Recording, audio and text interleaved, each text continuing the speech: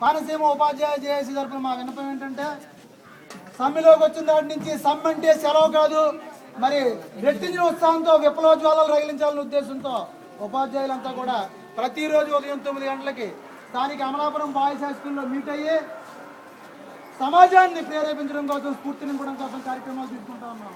అదేవిధంగా ఇవాళ మీ దగ్గరికి వచ్చాం. రేపటి నుంచి మీ ఉపాధ్యాయులు కూడా మన ఉపాధ్యాయ జేఏసీతో కలిసి ప్రతిరోజు ఉదయం 9ంటికే స్థానిక బాయ్స్ హై స్కూల్ అమలాపురానికి వచ్చి ఉపాధ్యాయ జేఏసీ ద్వారా మనం చేసే కార్యక్రమానికి అన్నదానం అందించాలని, సమైక్య స్ఫూర్తిని రగిలించాలని చెప్పి మరి గురుకుల పాఠశాల సమన్వయ వారికి మరొక్కసారి జై సమైక్యాంధ్ర ప్రిన్సిపల్ గారి సంఘీభావం తెలిపి రేపటి నుంచి వస్తారని హామీ ఇవ్వాల్సిందిగా. స్లోగన్ చెప్పండి. జై సమైక్యాంధ్ర అంటే జై జై సమైక్యాంధ్ర అన్నారు. జై సమైక్యాంధ్ర,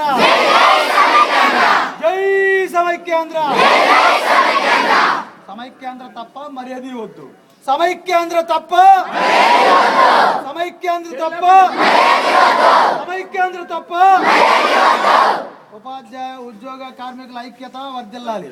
ఉపాధ్యాయ ఉద్యోగ కార్మిక కర్షకుల ఐక్యత, ఉపాధ్యాయ ఉద్యోగ కార్మిక కర్షకుల ఐక్యత.